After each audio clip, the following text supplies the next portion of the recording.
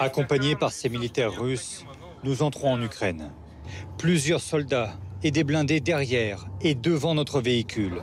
Un car rempli de journalistes. La presse occidentale et internationale est escortée pour la première fois par l'armée russe. Plusieurs heures de route à travers la campagne. Sur notre chemin, ces chars abandonnés, calcinés.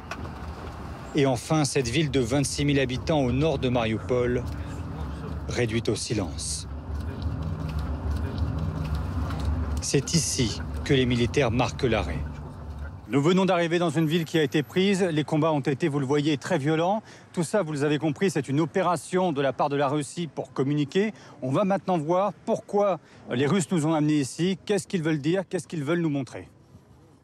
Au cœur de la ville, distribution de nourriture pour les quelques centaines d'habitants encore présents.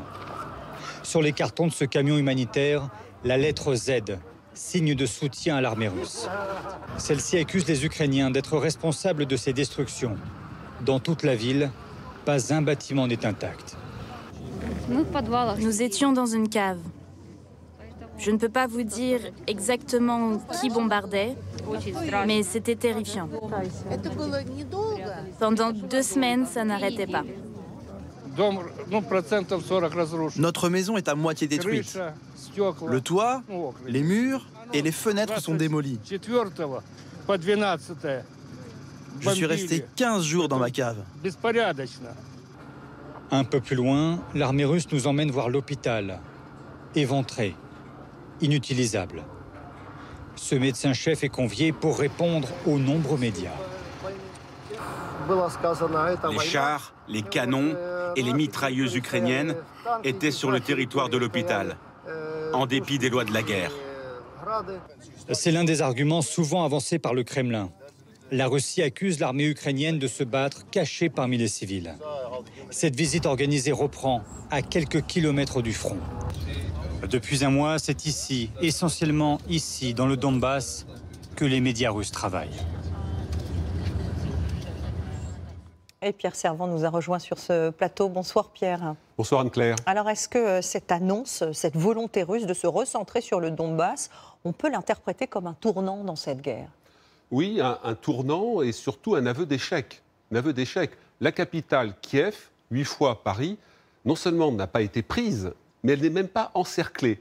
On l'a très bien vu tout à l'heure sur le reportage sur Irpin. On voit autour de Kiev 2 tours qui protègent la capitale, Irpin et Brovary, et ces tours résistent aux assauts des troupes russes, qui sont par ailleurs gênées par la Rasputitsa, c'est-à-dire le dégel, la fonte des neiges, qui fait que cette région, qui est très riche en fleuves, en canaux, devient une sorte de bourbier. Donc les Russes constatent qu'ils ne peuvent pas prendre Kiev, et donc ils basculent leur effort du côté du Donbass. C'est ce qu'ils ont expliqué. Sur la carte, on voit bien qu'il y a une ville qui résiste, enfin il y a plusieurs villes, mais il y a notamment Mariupol, qui est un point capital sur la mer d'Azov. Les soldats fidèles à Zelensky sont enfermés dans Mariupol, résistent. Les Russes vont mettre tout leur effort pour faire tomber ce verrou et après s'attaquer au reste du Donbass, qui, pour les 2 tiers, sont encore dans les mains des troupes fidèles au président Zelensky. Merci beaucoup Pierre pour ce point. Pendant ce temps, Joe Biden, lui, est en Pologne, à 80 km seulement de la frontière avec l'Ukraine. Il est allé saluer, vous le voyez, des soldats américains sur une base de l'OTAN. Les États-Unis ont actuellement 100 000 hommes déployés en Europe.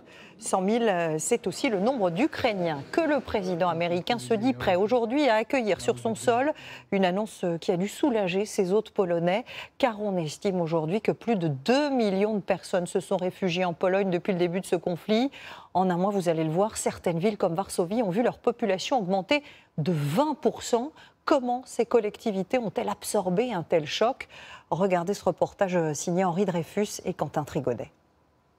Chaque matin, des milliers de réfugiés se pressent devant le stade national de Varsovie.